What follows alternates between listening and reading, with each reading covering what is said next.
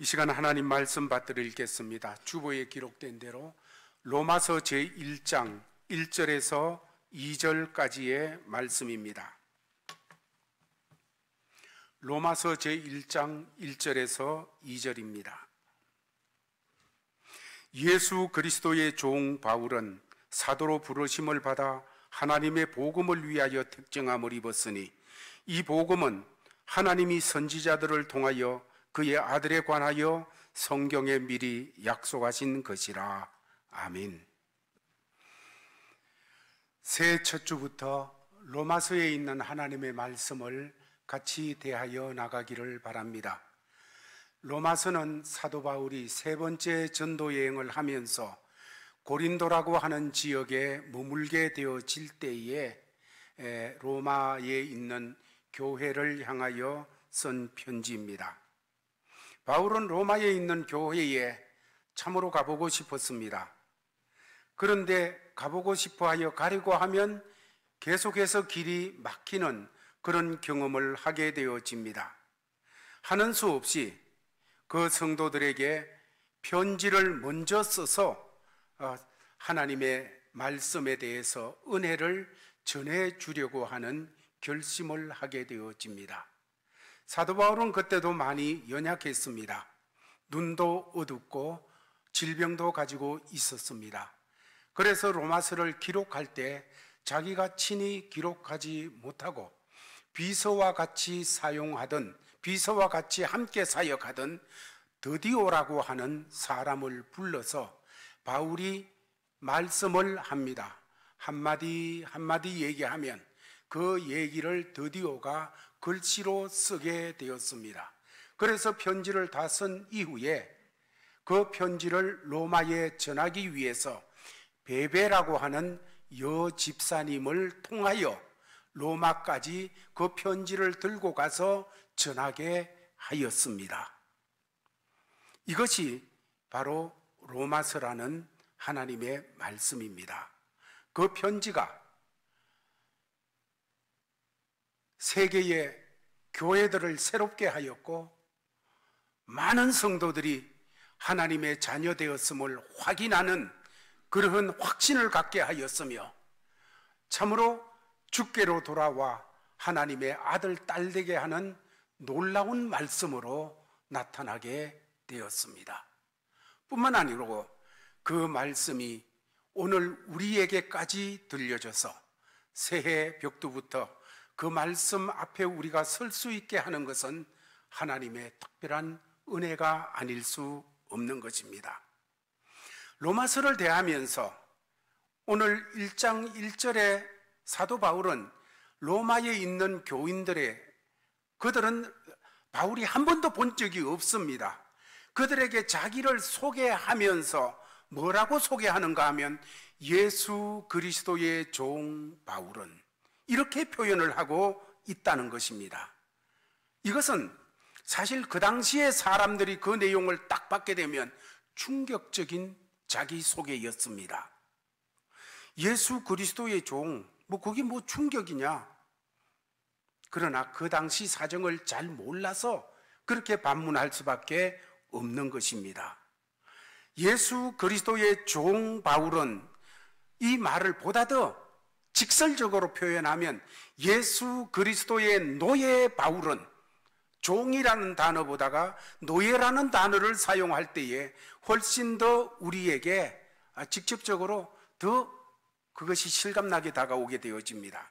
지금은 노예 제도가 없으니까 그 노예라는 것이 얼마나 천한 신분인지 실감이 나지를 않습니다. 그러나 이 말씀을 받던 로마 교회가 있던 그 로마에는 당시 인구의 절반이 가까이 되어지는 6천만 명 이상이 노예였습니다. 로마 도시에 사는 사람들의 인구 절반가량 6천만 명이 노예로 살면서 비참하게 살고 있었다는 것이었습니다. 그 당시 노예는 오늘날의 공장의 기계나 다름이 없었습니다. 그저 생산수단이에요. 주인을 위한 생산수단.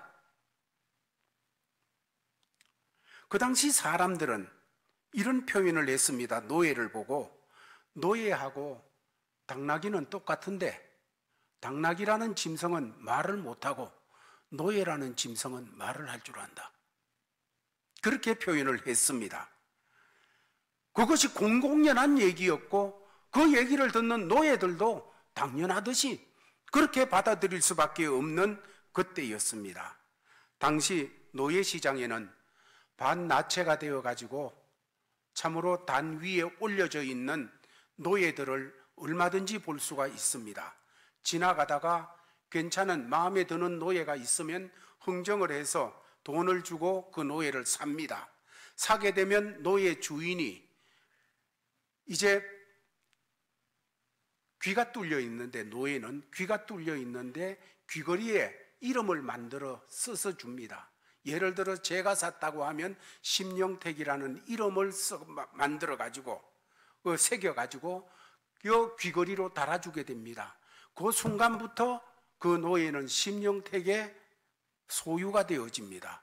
심령택의 노예가 되어지는 것이었습니다.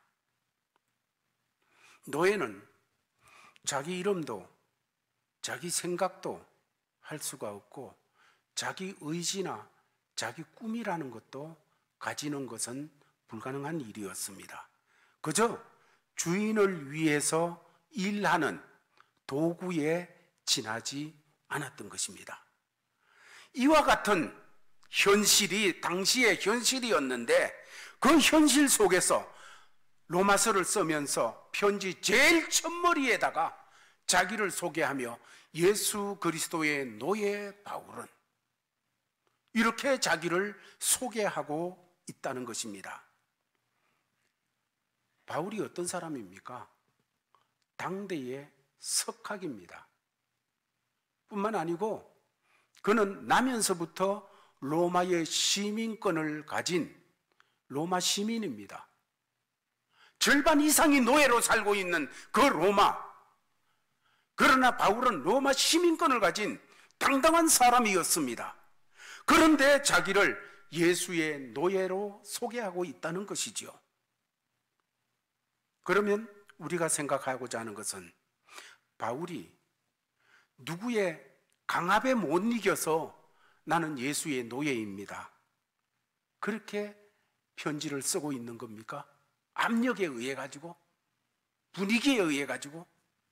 아니에요. 물론 우리가 아는 대로 사도 바울이 예수님을 처음 만난 것은 강제적으로 만났습니다. 그가 다메섹 도상에서 예수 그리스도를 환상 속에 만나게 되어지는데 그때는 자기가 만나려고 원해서 만난 것도 아니고 이 다메섹 도상에 예수 있으면 좋겠다 기대해서 만난 것도 아니고 가고 있는 중에 자기 의지하고 상관없이 강제적으로 예수님이 나타나가지고 만나는 역사가 있게 되어졌었습니다. 그러면서 예수가 하는 말이 누구십니까? 바울이 묻으니까 나는 네가 핍박하는 예수라, 이렇게 말씀하셨어. 그 앞에서 도망하지도 못하고 꼼짝하지도 못하고 거부하지도 못하고 그저 끌려가는 노예와 같이 예수님에게 사로잡히는 사람이 되었습니다.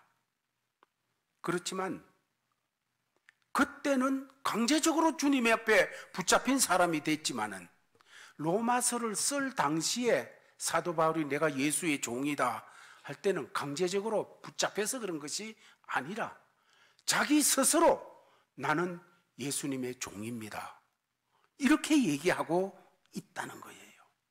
자원해서 스스로 자기를 드리면서 자원해서 나는 예수님의 종입니다. 바울이 언제 이렇게 변하게 됐을까요? 그가 그렇게 결단하지 않을 수 없었던 어떤 분명한 계기가 그에게 있었으리라고 생각되어집니다. 다메섹 도상, 거기는 자기가 원해서 스스로 그렇게 된 거 아니에요.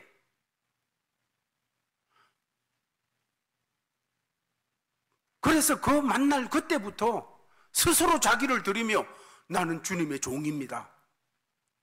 그렇게 변하기는 어려웠다고 생각되어집니다. 처음에는 그저 사로잡히니까 자기에게 일어난 그 일을 덤덤하게 받아들일 수밖에 없어요. 받아들일 수밖에 없어요. 그러나 기뻐서 자원하는 심령으로 자기를 주님께 드리기까지는 얼마간의 과정이 필요했다고 생각되어져요. 오늘 2절에서 4절 말씀까지를 보면 우리가 그 말씀 속에서 깨달을 수가 있는데, 오늘 본문은 1절에서 7절 말씀까지지만은 시간 관계상 2절까지만 보게 되었습니다. 2절에서 4절까지 내용을 보면 그가 어떻게 자기를 스스로 예수의 종으로 자원해서 드리는 그런 과정을 생각해 볼 수가 있습니다. 2절은 이렇게 말하고 있습니다. 같이 읽겠습니다. 시작.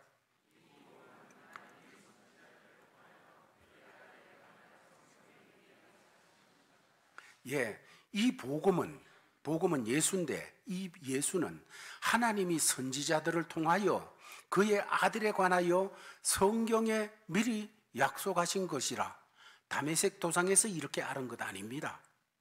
바울은 하나님의 복음은 예수 그리스도라는 구약 성경에 기록된 창세기의 글을, 모든 선지자의 이사야의 글을, 다윗의 글을 통하여서 하나하나 확인할 수 있었다는 것이에요.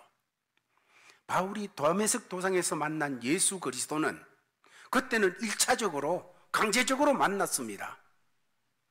갑자기 방언이 임해서, 갑자기 환상이 임해서, 갑자기 어떤 역사들을 통하여 하나님 살아계시다, 하나님은 계시다, 예수님이 역사하신다, 예수님이 주님이시다 하는 것에 대해서 참으로 알게 되고 체험하게 되어졌습니다. 그러나 2차적으로 하나님의 말씀을 통하여 확인할 수 있는 그리스도, 하나님의 말씀을 통하여 확인할 수 있는 하나님의 아들 예수였습니다. 이 사실을 3절 4절에서는 이렇게 말하고 있습니다. 다 같이 읽겠습니다. 시작. 그의 아들에 관하여 말하면 육신으로는 다윗의 혈통에서 나셨고 성결의 영으로는 죽은 자들 가운데서 부활하사 능력으로 하나님의 아들로 선포되셨으니 곧 우리 주 그리스도니라. 2절에서 4절까지의 말씀을 쭉 보면서 우리가 생각할 수 있는 건 이겁니다. 바울이 다메섹에서 예수님을 강제적으로 만난 다음에 그는 성령의 이끌림을 받고 그래서 자원해서 아라비아 사막으로 들어가게 됩니다. 거기서 3년 동안 지내게 되어집니다. 아라비아 사막으로 가면서 맨손으로 간 것은 아니라고 생각됩니다. 성경을 그는 늘 가지고 있는데, 성경은 그 당시에 신약은 없고 구약만 있을 때입니다. 구약 성경을 들고 아라비아 사막으로 들어가서 3년 동안 있게 되는데, 3년 동안 뭐 하겠어요? 하늘 쳐다보고 있겠어요? 여러분, 요즘만큼 찬양이 많을 때도 아닙니다. 여러분, 그때 다른 거 없다고 생각돼요. 성경을 펴고 구약 성경을 통하여 내가 다메섹에서 만난 그 예수, 내가 환상을 통하여 만난 그 예수, 그 예수가 누군가? 그 예수가 참으로 하나님의 아들인가? 그 예수가 참으로 메시아인가? 여러분, 철저하게 3년 동안 하나님의 말씀 속에 들어갔다고 생각이 되어집니다. 바울은 학자예요. 바울은 학자입니다.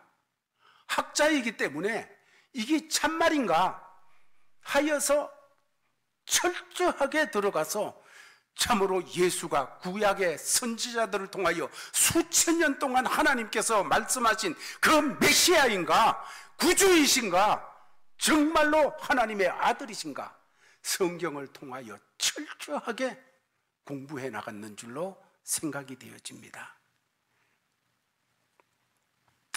그래서 바울은 다메섹 도상에서 강제적으로 만나게 되고 강제적으로 인정할 수밖에 없게 된 예수 그리스도는 구약의 선지자들을 통하여 수천 년 동안 하나님이 변함없이 약속하셨던 인류의 구세주요, 이 세상을 위해서 보내신 하나님의 복음인 예수 그리스도라는 것을 확신할 수 있었습니다. 확인하고 확신할 수 있었다는 거예요. 그리고 확신이 되어지고 확인이 되어지는 그 자리에서 스스로를 그 주님 앞에 드리면서 나는 주님의 종입니다. 나는 주님의 것입니다. 그때 그런 역사가 일어났으리라고 생각합니다. 아마 다메섹 도상에서는 강제적으로 엎드려져서 주님 앞에 주여 누구십니까? 이렇게 되어졌지만은 아라비아에서는 스스로 하나님 앞에, 스스로 주님 앞에 엎드리면서 나의 주님이십니다. 나의 구주십니다. 나의 하나님이십니다. 이 고백함이 있었으리라 생각이 되어집니다. 바울이 구약 성경을 놓고 이 놀라운 진리를 깨달으면서 사람이 보기에 너무나도 초라하고 너무나도 힘없이 십자가에서 처형당하신 그 예수가 수천 년 동안 하나님이 약속하신 메시아라고 하는 것을 다시 한번 확인했을 때 그의 가슴이 얼마나 벅찼을까요? 예수를 없애야 돼. 예수 따르는 것은 다 죽여야 돼. 하면서 예수에 대한 반감을 가지고 이를 갈던 자기의 옛 모습을 뒤돌아보면서 얼마나 울었을까요?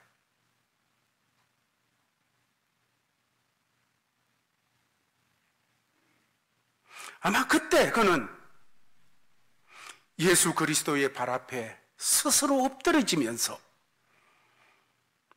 나의 주, 나의 하나님이십니다.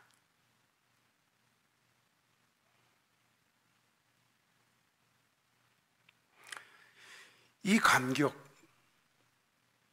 이 감동이 자기 스스로를 하나님, 나는 내 것 아니고 이제 주님 겁니다 하면서 주님 앞에 종으로 자기를 드리는, 자기를 노예로 스스로 주님께 드리는 이 역사가 있었으리라 생각합니다.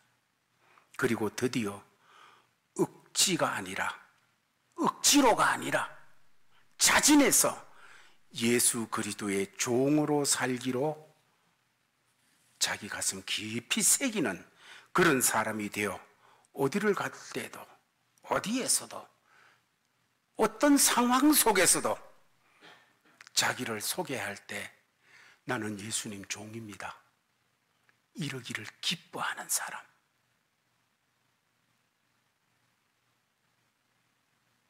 자기는 죽고 예수만 남은 거예요.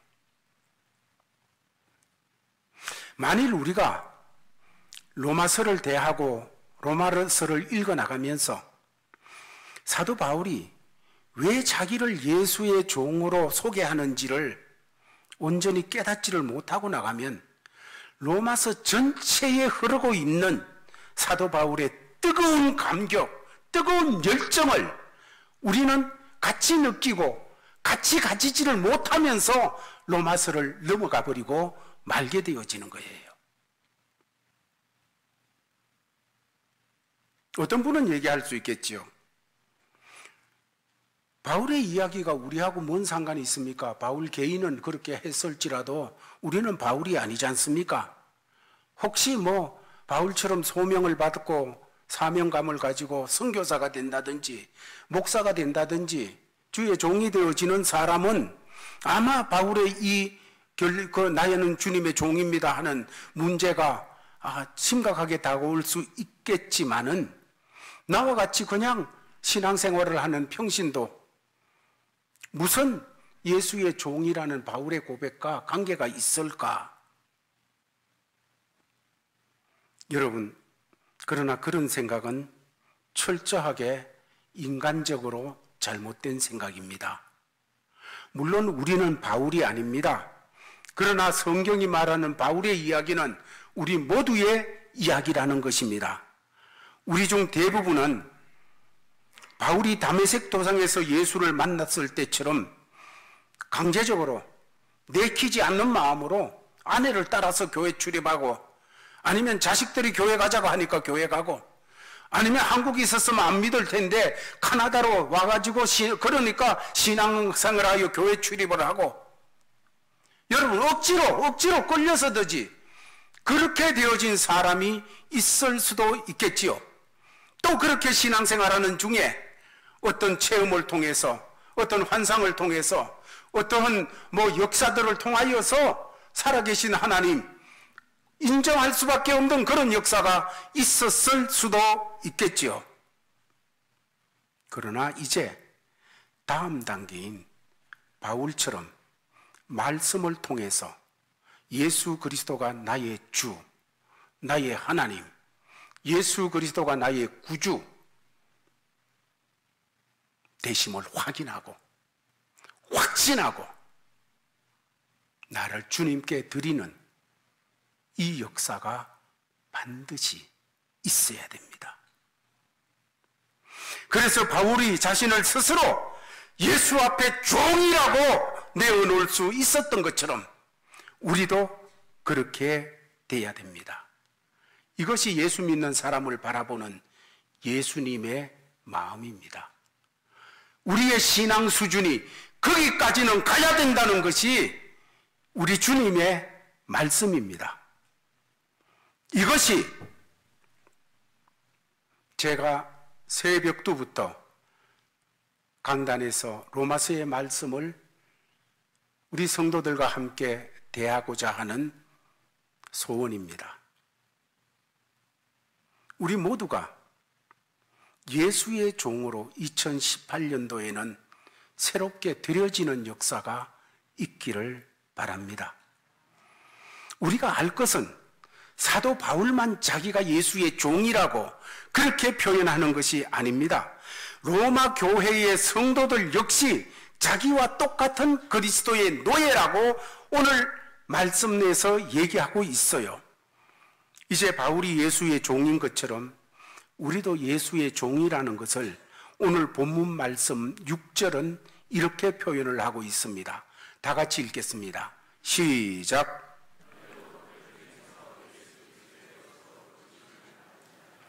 예, 여기 너희는 누구를 가리킵니까? 로마 교인들을 가리킵니다. 이 편지를 받아보게 되어지는 로마 교인들, 너희라는 거예요. 너희는 사도가 아닙니다. 여기 너희 로마 교인들은 일반 평신도를 말씀하고 있는 겁니다. 특별히 더 중요한 말씀은 너희도 예수 그리스도의 것으로 부르심을 받았다. 예수 그리스도의 것이라는 것은 예수 그리스도의 소유라는 것입니다.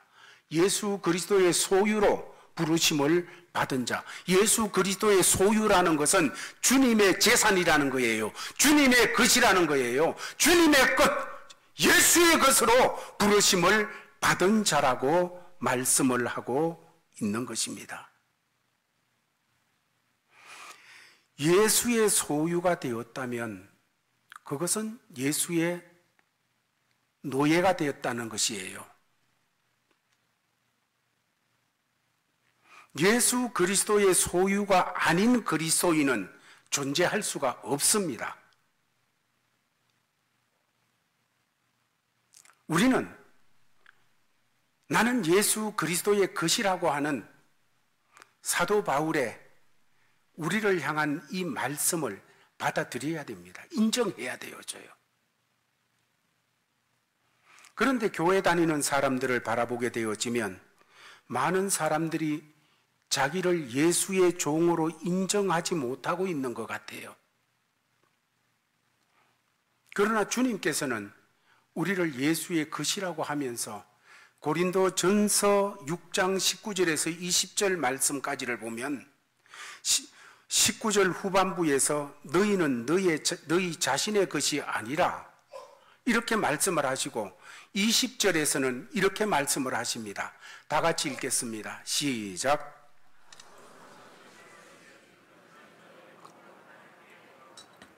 예, 우리는 우리 것이 아니라는 겁니다.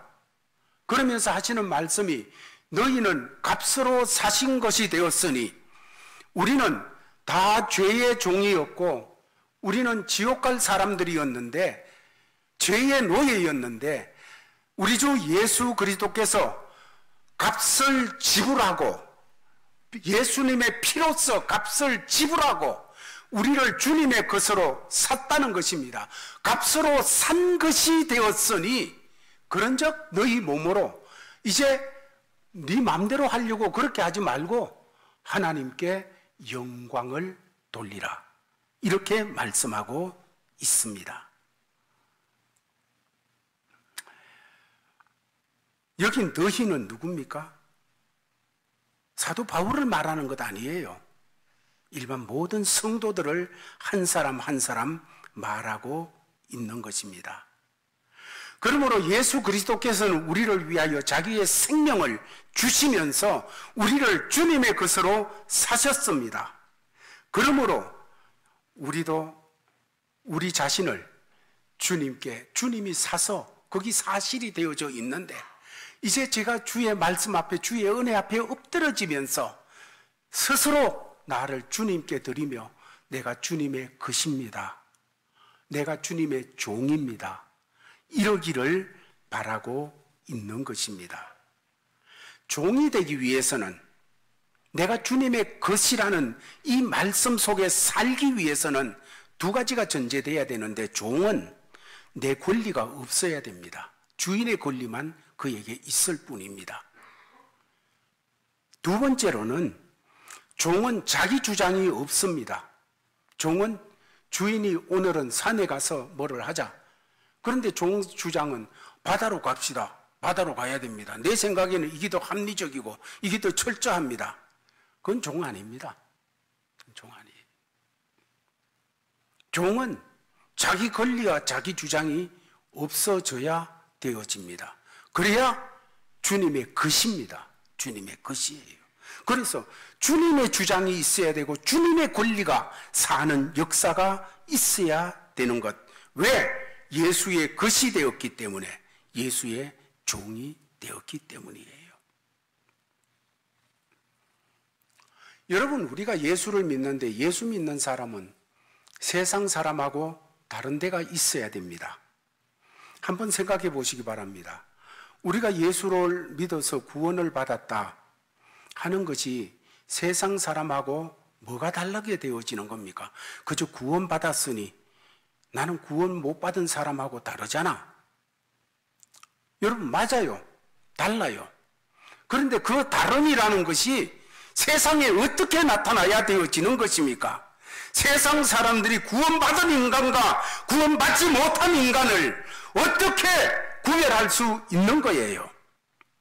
보여줄 수 있어야 됩니다. 어디에서? 삶의 영역을 통해서 보여줄 수 있어야 됩니다. 오늘 한국이나 아니면 세계나 여러분, 정말 사람을 부끄럽게 만드는 그런 사람들이 누굽니까? 교회 장로예요. 교회 목사예요. 교회 집사예요. 여러분, 신문에 나고 인터넷에 나고 그래서 사람들이 손가락질하고 죽일 놈 살릴 놈 하는 사람들 80%는 집사요, 장로요, 목사요, 권사요. 그렇습니다. 그렇지 않습니까?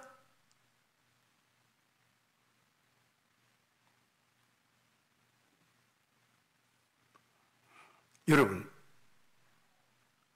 왜 그렇습니까? 삶의 스타일이 세상 사람이나 예수의 것이 된 사람이나 똑같은 스타일로 살고 있어요. 그렇다면 예수의 것이 된 사람의 스타일은 어떻게 해야 되는 겁니까? 예수의 종으로 사는 거예요. 예수의 종으로 사는 스타일이에요.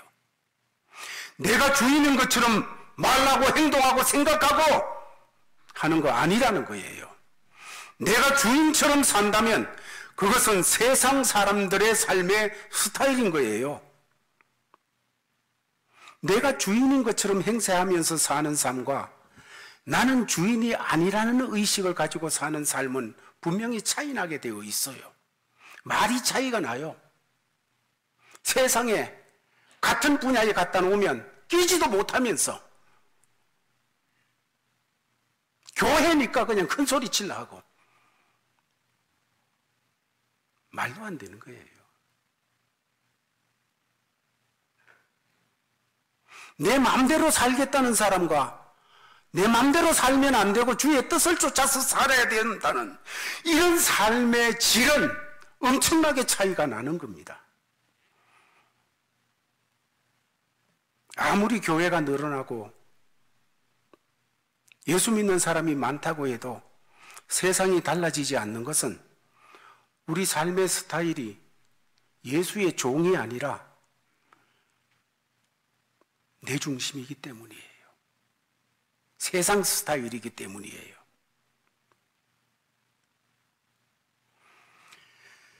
우리가 살아가면서 어떤 일에 대해서 거짓말 한번 하면 수입이 많이 들어오는데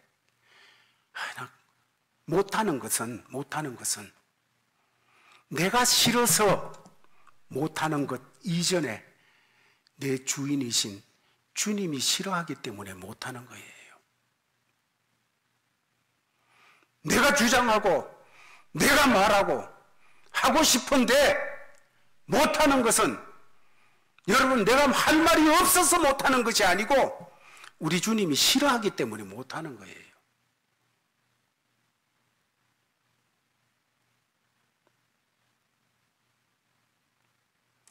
아무리 교회가 늘어나도 세상이 달라지지 않는 것은 삶의 스타일이 예수의 종이 안 되기 때문이에요. 그래서 5년을 믿고 10년을 믿고 20년을 믿어도 똑같은 거예요.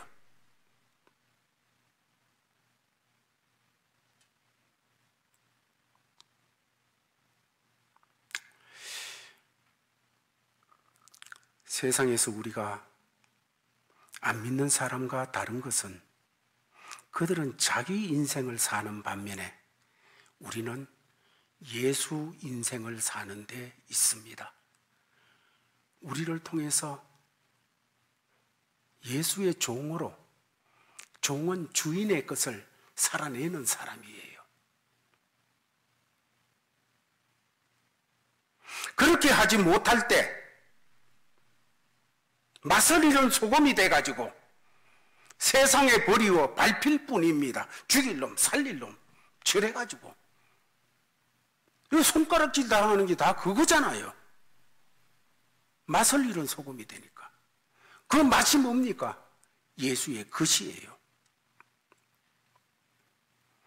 또 생각하기를 그런 생각을 합니다. 아이고 예수의 종이 되면 그냥 내 삶이라는 것은 없어지고 몸이 건조하고 마치 목사 되라 그러면 목사 되면 삶의 재미 다 잊어버리고 그런 선입관을 가지게 되어지는 것처럼 아이고 주님의 종이 되어지면 내가 이 세상에서 즐기고 내 세상에서 만족을 누리는 건 다 없어지고 여러분 그러나 그런 것 아닙니다. 그건 착각입니다. 정반대입니다. 예수님의 종으로 사는 것은 얼마나 마음에 평강이 넘치고 내 것이 아무것도 없다 하니까 만사가 넘치고 자유스럽게 되어지고 주님의 뜻대로 하옵소서 하니까 기적 같은 일들이 일어나게 되어지고 역사가 일어나게 되어 있어요. 세상에는 주인 잘못 만나서 망한 사람들이 많습니다. 북한은 지도자 잘못 만나가지고 백성들이 오랫동안 굶주려 있게 되어지는 그런 일들이 있어요. 그것뿐만 아니에요. 모든 삶의 자리에 주인 잘못 만나가지고 혼나는 그런 일들 참 많지 않습니까? 자기 자신을 주인으로 모시고 살면 결국 망하게 되고 남는 것은 허무밖에 없게 되어지지만은 예수 그리스도는 가장 놀라운 지도자요 믿고 맡길 수 있는 주인이십니다. 그 예수는 우리를 위해서 죽으시고 살아나시어서 죄와 사망의 권세를 깨뜨리셨고 우리의 주님이 되셔서 우리를 구원하여 주신 우리의 하나님이십니다. 나를 주인으로 모시면 결국 무너질 수밖에 없지만은, 부끄러움을 당할 수밖에 없지만은, 예수님을 주님으로 주인으로 모시고 살아가는 그곳에는 자유와 평안과 능력이 따르게 되어지고 삶의 보람과 기쁨을 맛볼 수가 있게 되어지는 거예요. 한번 생각해 보십시다. 2018년도를 바라보면서 하나님께서 우리 교회에 원하시는 것이 무엇일까요? 사람들이 차고 넘쳐서 그냥 3부, 4부 예배 드리는 거, 그거 하나님이 원하실까요? 물론 그럴 수도 있겠지요. 구원받는 사람이 많아지는 거 좋지요. 재정이 넘쳐나가지고 200%, 300% 재정이 들어왔다. 하나님 그거 원하실까요? 여러분, 그런 것보다가도 주여, 나는 주님의 종입니다. 주님이 기뻐하는 삶을 살기 원합니다. 이렇게 고백하는 진실한 주님의 종들을 원하시는 주님이십니다.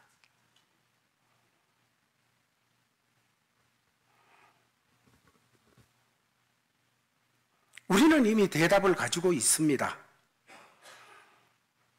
우리가 세상 사람들과 비슷하게 살아내는 것이 아니라 구별된 사람으로 살아내는 것입니다. 그래서 오직 예수 그리스도의 종된 사람들을 통해서만 이뤄낼 수 있는 하나님의 나라, 하나님의 평강, 하나님의 역사, 하나님의 일들, 이 일들이 일어나기를 주께서는 바라고 계시는 겁니다. 하나님께서 희망찬 2018년도를 우리에게 허락하셨습니다. 이 한 해를 살아가면서 제가 바라는 것은 우리 모든 성도들이 스스로 나는 주님의 종입니다. 자기를 주께 이렇게 드리는 그 역사가 있어서 나를 위해서 사는 것이 아니라 주님을 위해서 드려진 삶, 그때 우리의 주 되신 주님께서 우리의 모든 삶을 운전하시고 책임져 주시고 채워주시는 이 놀라운 삶을 함께 누려가기를 예수의 이름으로 축원합니다. 아버지 하나님 감사합니다. 하나님의 크신 은혜 가운데서 말씀을 전하였습니다. 전한 말씀들을 믿음으로 받게 하여 주시옵시고 2018년을 살아가면서 주의 종으로서 참으로 종된 삶을 경주해 나가서 세상과 다른 삶을 살 수 있도록 역사하여 주시어 이것이 세상의 빛이 되고 이것이 세상의 소금이 되고 세상을 향한 주의 능력으로 나타나는 다른 삶을 살 수 있도록 역사하여 주시옵소서. 그런 교회 되게 하여 주시옵시고 그런 성도들로 다짐하게 하여 주옵시고 아버지 하나님 그런 곳에 하나님의 복으로 채워 주옵소서. 예수님 이름으로 기도하옵나이다. 아멘. 아버지 하나님 감사합니다. 예배를 드리고 주신 삶의 자리로 나갑니다. 모든 삶의 자리에서 나는 예수님의 종이라는 이 신분이 철저해지게 하시고 그것이 수치가 아니라 자랑이 되게 하여 주옵소서. 그래서 우리의 소개가 나는 예수의 종입니다 하면서 고백하고 나타낼 수 있는 삶이 우리 모든 자리에서 능력으로 나오고 풍성으로 나오고 하나님의 놀라운 손길로 나오는 이런 삶을 엮어가게 하여 주시옵소서.